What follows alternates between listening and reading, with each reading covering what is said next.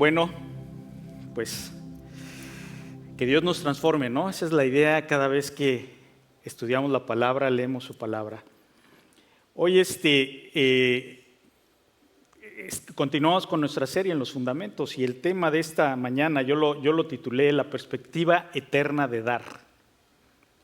Recuerden, estamos en esta serie de los fundamentos de nuestra vida cristiana. Y déjenme platicarles la historia de una persona que se llamaba William Whiting Borden. Tal vez el Borden lo van a identificar más cuando ustedes vayan al súper y vean todas las leches Borden. Una vaquita muy simpática que está ahí. Bueno, esa empresa viene a partir de esta familia Borden. Él nació en 1887, nació en Chicago y bueno, él era el heredero de una gran fortuna de esa empresa de lácteos. Borden Ice Cream iniciaron ellos y su vida parecía destinada a vivir una vida llena de lujos, una vida llena de estatus y del aplauso de la alta sociedad. Sin embargo, hubo un cambio de perspectiva radical en su vida. Algo transformó su destino terrenal en un destino eterno y un legado eterno. Y eso es parte de mi oración hoy y debe ser la oración de cada uno de nosotros, que nuestras vidas puedan tener un legado eterno, que podamos trascender a la eternidad con las cosas que hoy Dios nos permite hacer y ser copartícipes junto con Él en lo que Dios está haciendo con cada uno de nosotros. Fíjense, a William Borden, como regalo de graduación cuando terminó el high school, sus papás le regalaron un viaje alrededor del mundo. Y él fue, lejos de impactarse con las grandes ciudades, él se impactó más cuando llegó al área de Medio Oriente, de Asia, de África, y vio la gran miseria, no solamente física, sino la miseria espiritual que tenían miles y miles de personas a las que vio. Esto fue algo que transformó su vida, cambió, el Espíritu Santo lo confrontó de tal forma que cambió totalmente la perspectiva de su vida. Dios ocupa circunstancias, ¿no? Hay circunstancias, situaciones para cambiar. Dios quiere cambiar nuestra perspectiva. Y él al ver la fragilidad humana se acordó y vio el principio de Marcos 8:36 que dice: ¿de qué le sirve al hombre ganar el mundo si pierde su alma? ¿De qué le sirve al hombre estar trabajando aquí en este mundo si no estamos sembrando para lo que es eterno? Bueno, William Borden entró a la Universidad de Yale. Él era muy conocido, obviamente era famoso por su empresa que tenía. Y lo primero que hizo fue ese fuego que tenía fue empezar a implantarlo, empezar a sembrarlo con todos sus compañeros. Hizo grandes reuniones de discipulado y donde animaba a toda la gente a ver hacia afuera, a ver más allá de lo que Dios, de lo que a veces nosotros, nuestra visión limitada ve. Bueno, él decidió un poco tiempo más adelante, decidió renunciar a su empresa, a la administración de su empresa, y decidió también renunciar a la universidad. Y directamente se fue hacia el Cairo, Egipto, pero lo que sucedió con él es que contrajo una meningitis en la espina dorsal, y bueno, lejos del lujo, lejos del aplauso, lejos de todo, William Borden empezó a agonizar y en su lecho de muerte muchos decían: qué desperdicio de esta vida, ¿por qué se fue para allá? ¿Por qué hizo eso? Y una vez que William Borden murió, encontraron en su Biblia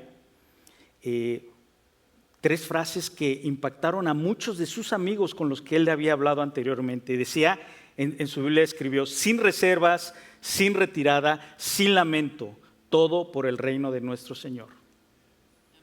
Eso impactó a mucha gente. Ahora, su historia no terminó ahí y vamos a regresar a su historia más adelante. Pero hablando dentro de nuestra serie de los fundamentos, hoy vamos a hablar acerca del dar con una perspectiva eterna. Y es precisamente lo que Dios tiene y lo que Dios es en su naturaleza. Dios es un Dios dador. Hemos hablado y dentro de los fundamentos hablamos de la adoración, hablamos de la palabra, hablamos de conocer más a Dios. ¿Quién es Dios? Uno de sus atributos es dar. ¿Y saben por qué? Porque Dios es amor. Sinónimo de amor es dar. Sinónimo de amor es dar. Y por eso en Juan 3:16 dice, de tal manera amó Dios al mundo que dio a su Hijo. O se dio Él mismo para que todos y cada uno de nosotros, si creemos en Él, no nos perdamos, mas tengamos vida eterna. Dios está hablando de trascender a la eternidad a través de nuestra relación con Dios. Entonces, por eso es importante que nosotros podamos tener una perspectiva eterna de los recursos que Dios nos da. Y Cristo quiere, y el Señor y nuestro Padre quiere que nosotros podamos entender qué es lo que nos está diciendo acerca de todos nuestros recursos. ¿Por qué? Porque nuestros recursos van a revelar exactamente lo que hay en nuestro corazón, nuestras prioridades, lo que hacemos, lo que queremos, incluso la forma en que gastamos. Hay un dicho en inglés que dice money talks, y quiere decir la forma en que gastas podemos ver, o que gastamos podemos ver dónde estamos. Y que Dios nos ayude, ¿no?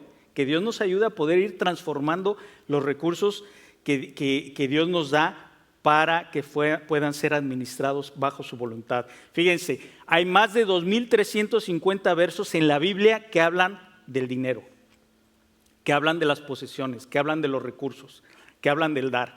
Cristo mismo casi fue, después de otros temas, casi fue el tema que más habló del dinero en el Nuevo Testamento.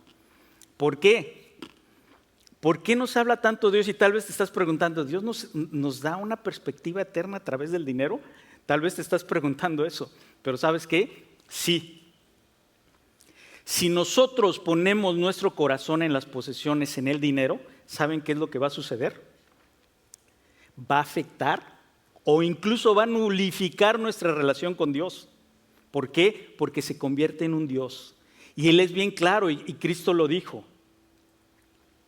Nadie puede servir a dos amos. Con uno vas a quedar bien y con otro vas a quedar mal. Y después específicamente dice, nadie puede servir a Dios y a las riquezas. A Dios y ser esclavo de las riquezas. Por eso Dios es tan importante y hace tanto énfasis en esto. Porque el dinero es una herramienta, pero puede ser una trampa también. Ahora, ¿cómo podemos nosotros empezar a tener esa perspectiva eterna de las posesiones y del dinero que muchas veces nos preocupa a todos, ¿no? Y que a veces estamos angustiados? Tenemos que entender que Dios es el dueño de todo. Dios es el creador de todo. Dios en su palabra dice que es el dueño del oro y de la plata. Él dice que no nos preocupemos ni nos afanemos por lo que vamos a comer, sino que nos preocupemos por las cosas eternas. Él es el dueño hasta del aire que ahorita mismo está respirando. Él nos los da. Él quiere que hoy estemos aquí presentes y vivos, adorándole. Él es el proveedor y dueño de todos nuestros recursos. Y hay muchos versículos en la palabra donde habla que Dios es el Señor. David, el rey David habla de la soberanía de Dios, y muchos otros profetas y todo el mundo. Simplemente quiero mencionarles de Deuteronomio 14. Dice, al Señor tu Dios pertenecen los cielos y lo más alto de los cielos. Tenemos que estar conscientes de eso. Dice, la tierra y todo lo que hay en ella. O sea, todo le pertenece a Dios. Si nosotros empezamos a cambiar nuestra perspectiva y saber que al Dios al que le estamos creyendo y al que le estamos orando le pertenece todo, nuestros recursos, que nuestros recursos no son nuestros, sino Dios permite que los usemos para su gloria, nuestra perspectiva va a cambiar. Él es el dueño de todo. Ahora, vamos a hablar en Lucas 16 del 1 al 13. Vamos a ir verso por verso, no van a ver todo el párrafo completo, pero vamos a ir verso por verso. Y aquí Cristo cuenta una historia muy interesante. Habla una historia en la que todos los personajes están motivados por el dinero. De hecho, cada uno de ellos va a hacer concesiones morales y van a actuar deshonestamente con tal de obtener un poco más de dinero. ¿Les suena común eso? Es raro, ¿no? Si eso no se oye. ¿Por qué? Porque su prioridad está en el dinero. El dinero gobierna sus vidas. El dinero empieza a ser su seguridad. Y así es como el sistema de este mundo está funcionando. Ahora, Lucas 16:1 dice, Jesús les contó la siguiente historia a sus discípulos. Había cierto hombre rico que tenía un administrador que manejaba sus negocios. Aquí específicamente sabemos que habían muchos fariseos escuchando, pero Cristo le estaba diciendo a sus discípulos, escuchen esto, pongan atención. ¿Por qué les estaba diciendo esto si muchos decían, o podríamos pensar, pues si ellos ni dinero tenían? ¿Saben por qué? Porque Dios estaba viendo más allá y Dios está viendo más allá de en cada uno de nosotros. En los planes que hay en tu corazón, porque Dios te quiere bendecir, no para que tengas más cosas, sino para que esas cosas las ocupes en el reino de Dios. Y ¿sabes qué? Estos apóstoles en un año más adelante iban a estar administrando una iglesia de más de 5,000 personas. Y después en Hechos 2 vemos que después de que vino el Espíritu Santo, dice que ellos fueron tan conmovidos y quebrantados que llevaron sus pertenencias para la obra del Señor. Entonces estos discípulos iban a empezar a administrar esas pertenencias. Y lo que está diciendo aquí Cristo, quiero que tengan cuidado con el peligro real en sus prioridades. Su equilibrio espiritual y visión pueden ser afectadas por el dinero. Todos aquí y cada uno de nosotros tenemos el Espíritu Santo y debemos pedirle al Espíritu Santo, guíanos con todo lo que tú me das cada día. ¿Qué tengo que hacer? No son mis recursos, son tus recursos. Entonces, en Lucas continuó, había cierto hombre rico que tenía un administrador que manejaba sus negocios. Un día llegó la noticia de que el administrador estaba malgastando el dinero de su patrón. Entonces el patrón lo llamó y le dijo, ¿qué es esto que oigo acerca de ti? Prepara un informe final porque voy a despedirte. Evidentemente parecía que todo marchaba bien. Nos deja ver el texto que este dueño de este negocio pues no vivía ahí, vivía en otro lugar. Y parecía que nadie se daba cuenta, pero este administrador malgastaba negligentemente las riquezas de su patrón, desperdiciaba los recursos, no cumplía fielmente con la responsabilidad asignada. Pero hubo alguien que se percató de todo eso. Y podemos ver a través de entre líneas de la historia que esa persona fue y le avisó al dueño, ¿no? Alguien filtró la suficiente información para que el propietario ni siquiera le diera la oportunidad de explicar, simplemente le dijo, te vas y quiero un reporte. Entonces, fíjense, este informe resulta clave para entender lo que sucede a continuación. En el verso 3 dice, el administrador pensó, ¿y ahora qué haré? Mi jefe me ha despedido. No tengo fuerzas para cavar zanjas y soy demasiado orgulloso para mendigar. O sea, me da pena, y a quién no. Entonces este administrador empieza a revisar mentalmente su currículum y dice, bueno, pues es que yo toda mi vida he trabajado como administrador, no sé cavar, no soy bueno con las manos, no tengo esa habilidad. Y mendigar, pues no puedo, o sea, realmente me da mucha vergüenza. Y podemos ver entonces este administrador que está pensando, ¿qué va a hacer? Y podríamos imaginarlo a él, ¿no? ¿Qué hago, Señor? ¿Qué hago? Y no sé si dijo Señor, realmente esa fue aportación mía, pero tal vez, o le estaba orando a su Señor, pero ¿qué hago? ¿Qué voy a hacer? Y aquí viene donde dice, ya sé, digamos que se le prende el foco.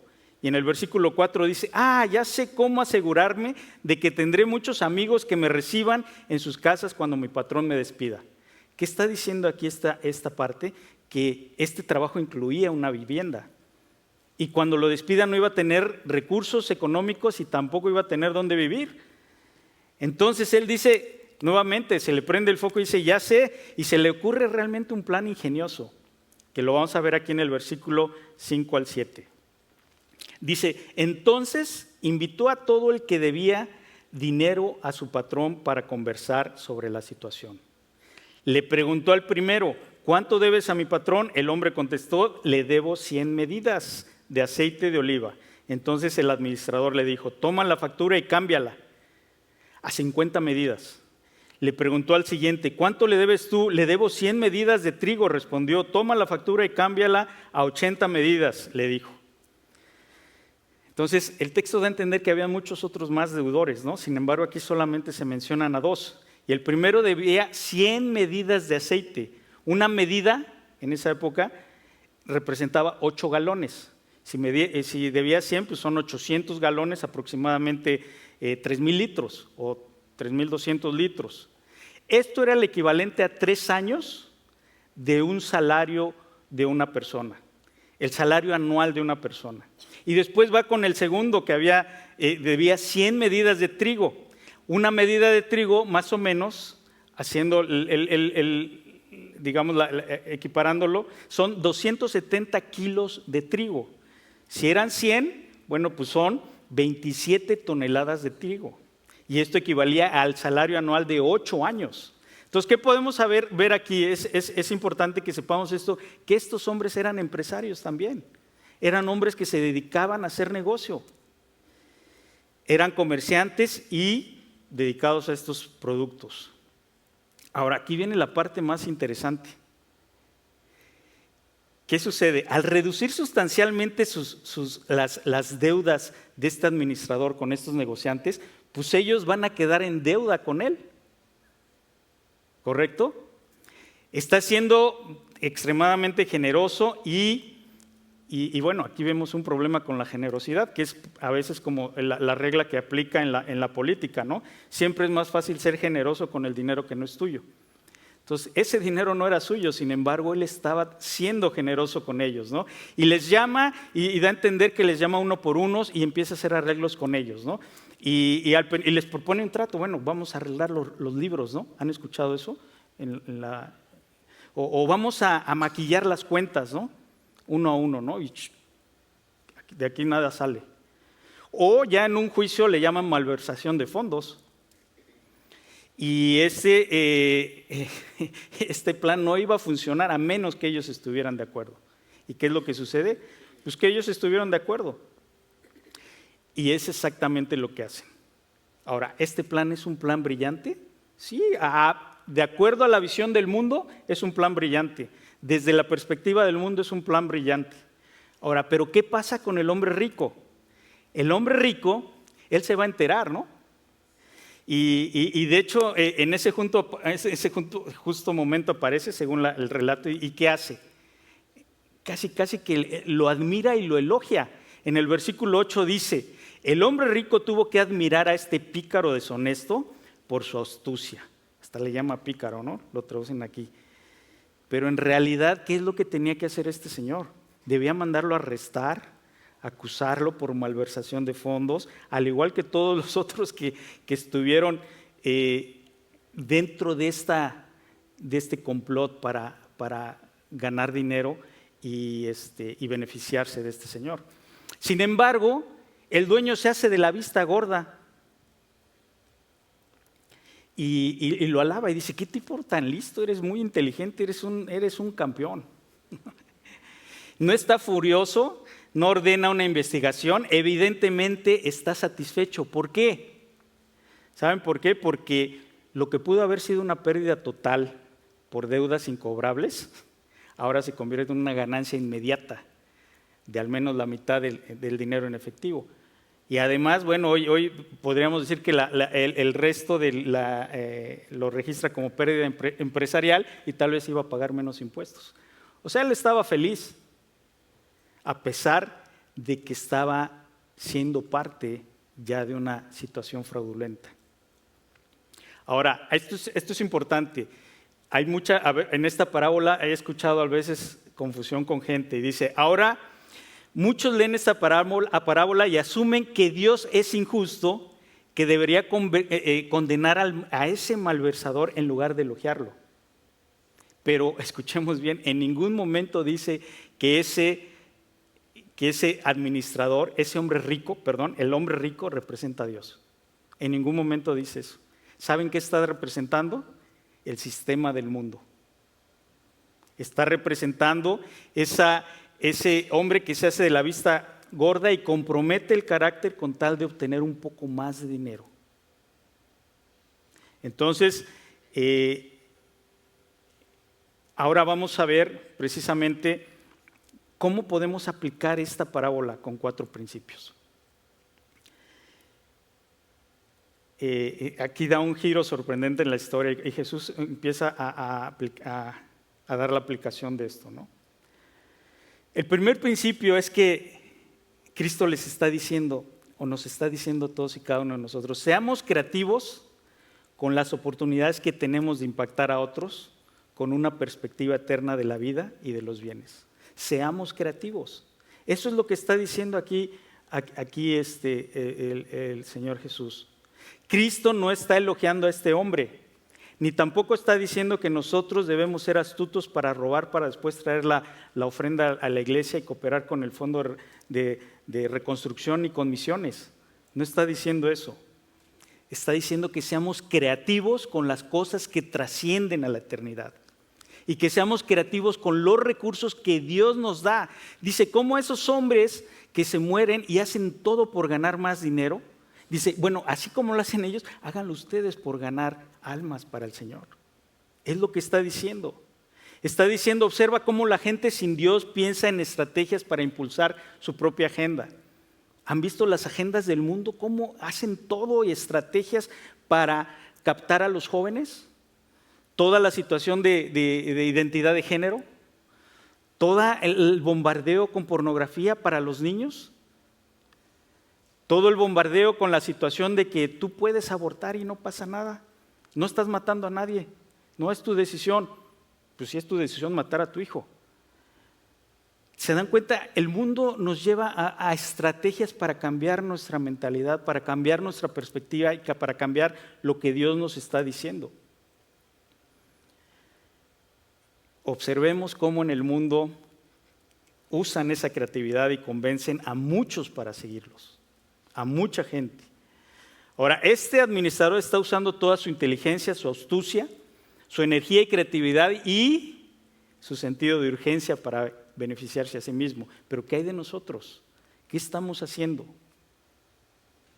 ¿Qué pasaría si fuéramos intencionales con cada cosa que tenemos, sabiendo que los recursos que Dios nos da son precisamente para usarlos y trascender a la eternidad? Que la gente trascienda a la eternidad, que nosotros podamos trascender a la eternidad ganando más almas para Cristo. Ese es el punto, o sea, el punto no, nuestra prioridad no debe ser el dinero, nuestra prioridad debe ser nuestra eternidad y la eternidad de todas las personas que nos rodean. Es lo que Cristo está diciendo aquí, o sea, sean creativos con eso. Vemos que el mundo va rapidísimo, hay demasiadas señales que Cristo viene pronto. Entonces Cristo nos está diciendo, sean creativos, es el primer principio. El segundo principio es, usa tus recursos intencionalmente para que la gente sepa de la vida eterna en Cristo. Y este es el enfoque, dice en el verso 9, dice, aquí está la lección. Nuevamente lo enfatiza. Usen sus recursos mundanos para beneficiar a otros y hacer amigos. Entonces, cuando esas posesiones se acaben, ellos les darán la bienvenida a un hogar eterno. Y saben que aquí quiero aclarar, yo sé que hay gente que tiene muchas, y yo tengo la Reina Valera, y en la Reina Valera, la versión Reina Valera dice riquezas injustas. Entonces muchos se confunden y piensan, es que el Señor nos está diciendo que hagamos riquezas injustas para ser amigos. No, se está refiriendo al sistema de este mundo. Las riquezas injustas es este mundo. Todo el dinero que recibimos en este mundo son esas riquezas injustas. Y por eso aquí en la nueva versión, en nueva traducción viviente, dice los recursos mundanos. Quería aclarar eso para que estemos claros que precisamente todo lo que recibimos en este sistema no es el sistema del cielo, es el sistema de este mundo.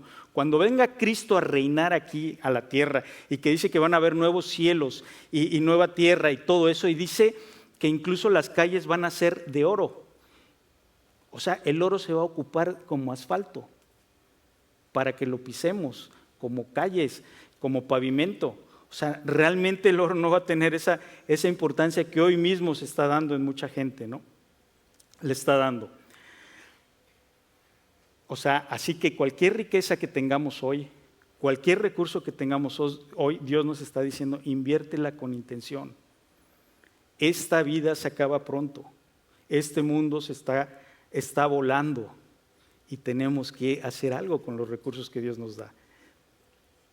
Ahora, ¿por qué les dice? Y seguramente, vuelvo al versículo y dice, entonces cuando estas posesiones se acaben, ellos les darán la bienvenida a un hogar eterno. ¿A qué se refiere? ¿Cuándo se van a acabar esas posesiones? Cuando tú y yo dejemos de existir. Esas posesiones no van a servir de nada, pero vamos a poder tener gente allá que nos dé la bienvenida a ese hogar eterno. Eso es lo que está diciendo. Y ahorita vamos a ver también después a qué se refiere más específicamente.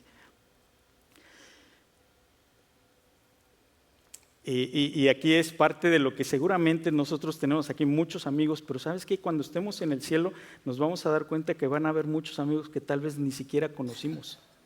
Los vamos a conocer allá en el cielo por todas y cada una de las cosas que hoy Dios nos permite hacer y que nosotros estemos dispuestos a hacerlo.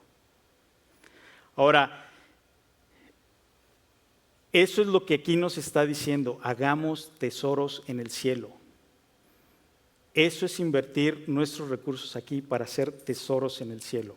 Entonces, podríamos preguntar, bueno, ¿por dónde comenzamos? Cristo dice, comienza con algo pequeño. No nos está diciendo otra cosa. Dice, el principio 3, dice, sé fiel sin importar cuánto tengas.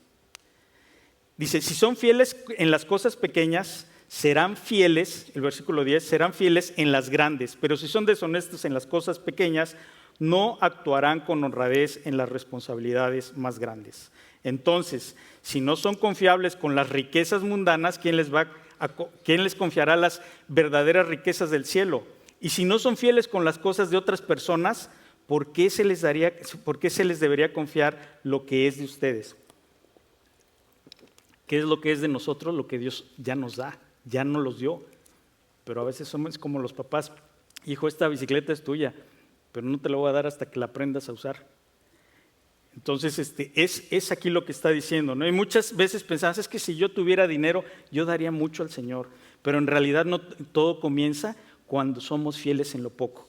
Cristo puso el ejemplo en la parábola de la viuda pobre, que dice, él estaba observando cómo ofrendaba la gente, cómo daban, y vio a esta mujer que dio hecho unas monedas.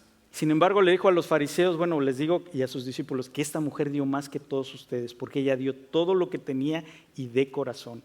Ellos, los demás, dieron de lo que les sobraba, ¿no? Y por eso también en 2 Corintios 9, 6, 8 dice, cada uno dé conforme su corazón, no de mala gana ni bajo presión, porque Dios ama al dador alegre. Y esa es una forma también de adorar y de agradecerle todo lo que Dios nos da. Hay una anécdota de Peter Marshall, él fue un capellán del Senado de los Estados Unidos. Él era un creyente muy comprometido y la gente se acercaba a él para pedir oración por él. Y una vez se acercó un senador de los Estados Unidos y le pidió que orara por él. Le dijo, está bien, ¿qué quieres que ore por ti? Mire, quiero que ore para que Dios me ayude a dar al menos el 10% de lo que yo gano.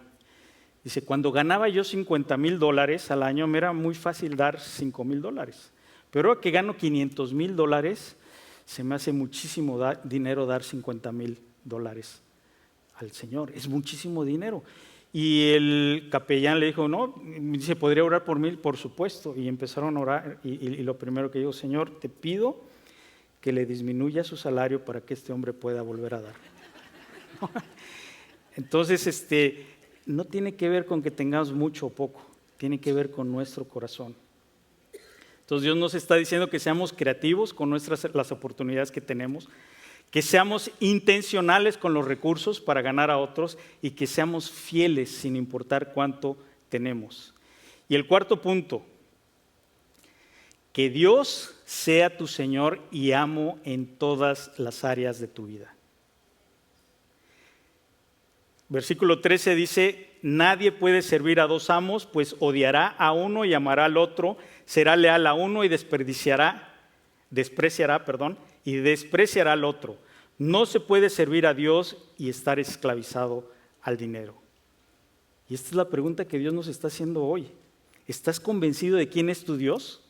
¿Estás convencido quién es tu Señor? ¿Estás convencido que Él es tu creador? ¿Que Él es el dueño del universo? ¿Que todo lo que tenemos es gracias a Él? Hasta lo que compramos en los gustos que cada quien se pueda dar. ¿Qué es lo que realmente hay en tu corazón? ¿Qué es lo que realmente tu corazón está amando? Leí una vez que en el tiempo de las cruzadas contrataban soldados y obviamente las cruzadas era un movimiento religioso raro, pero sin embargo les hacían que se bautizaran para que estuvieran bendecidos, ¿no? Sin embargo, ¿saben qué hacían ellos? Decían, sí, nos vamos a bautizar, pero se bautizaban con la espada afuera. Eso quería decir que sí, digo que el Señor es mi Señor, pero no es el Señor de mi espada. Y muchas veces sucede con nosotros cuando nos bautizamos, y yo digo que el Señor es mi Señor, pero no es el Señor de mi cartera. Sacamos nuestra cartera y todo lo que pueda hacer nuestros recursos lo queremos poner afuera. Y entonces no estamos realmente diciendo que Dios es nuestro Señor. Él es nuestro Señor, Él nos da todo y todo lo que tenemos es temporal. El problema no es el dinero, el problema es el amor al dinero. El dinero es una herramienta, es lo que está diciendo aquí Jesucristo. Pero ¿sabes qué? También puede ser una trampa.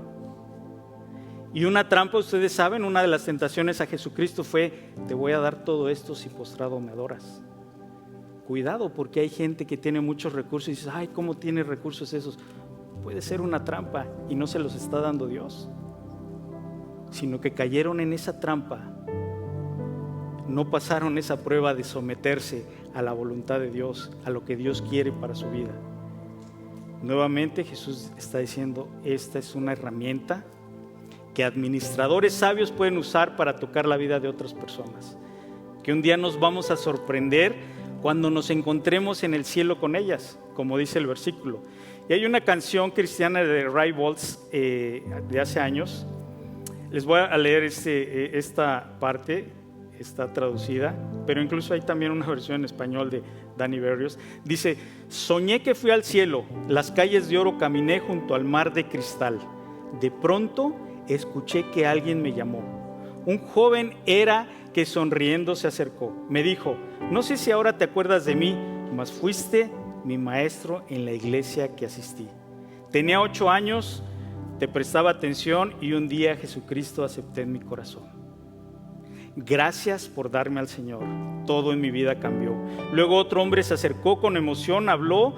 Tiempo atrás un misionero tu iglesia visitó, aunque no tenías mucho, tu ofrenda recibió. Usó Dios lo que diste y por eso aquí estoy.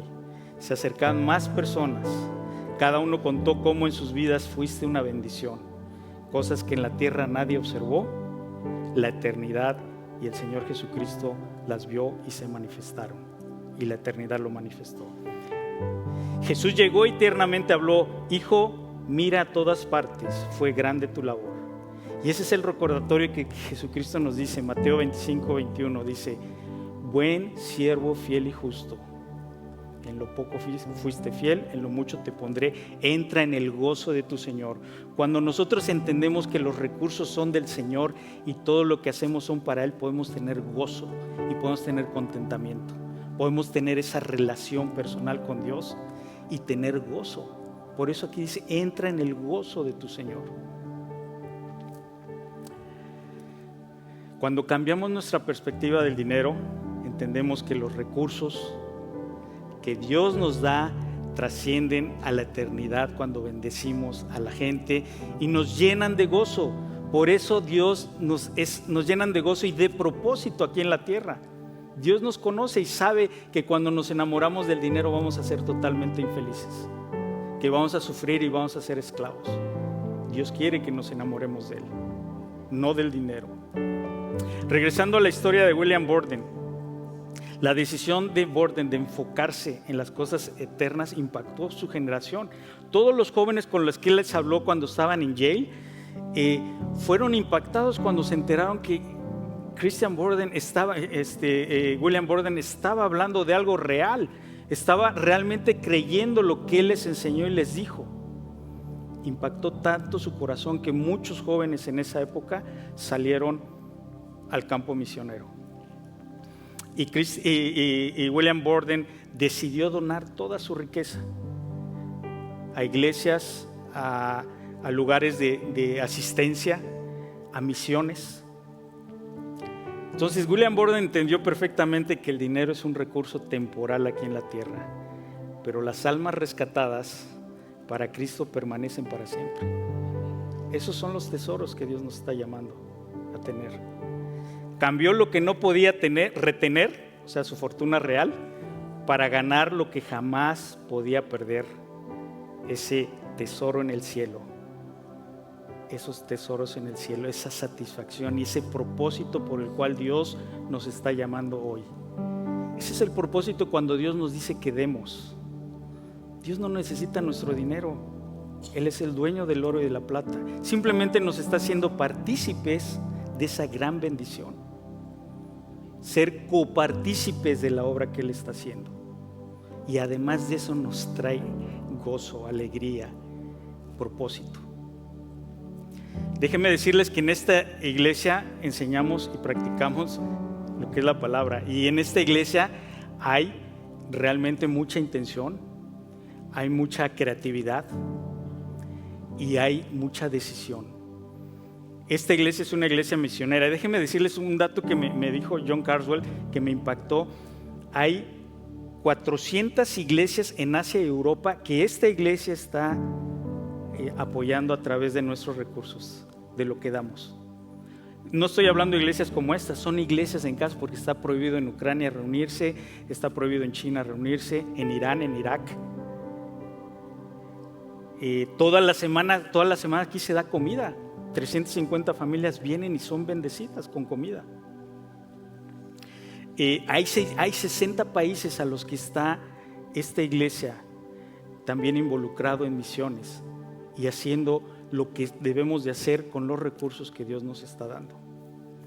Entonces tenemos que ser creativos, intencionales. Ustedes ven cantidad de programas que hay. Eso de las mochilas, va a venir mucha gente y vamos a poder bendecir a más gente y hablarles de la importancia de conocer a Cristo para tener vida eterna. No es el darles la mochila, sino te voy a bendecir, pero quiero decirte de una bendición mayor, que es conocer a nuestro Señor Jesucristo. Vamos a orar y vamos a terminar tomando nuestra Santa Cena. Si se pueden poner de pie. Señor, te damos gracias por esta tarde, por este día.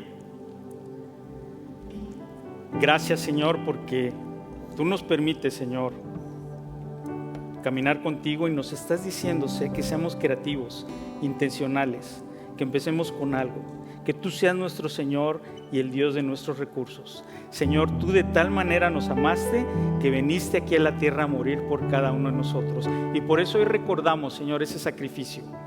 Señor, tú diste tu cuerpo y tu cuerpo fue roto, Señor.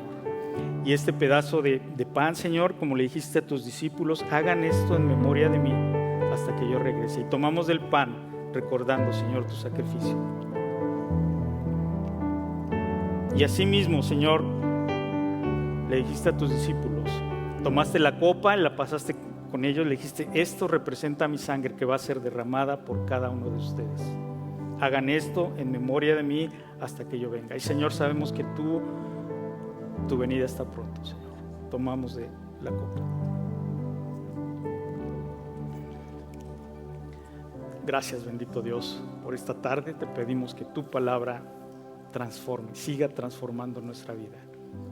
Que no solamente sea información, sino transformación. Te adoramos, Dios.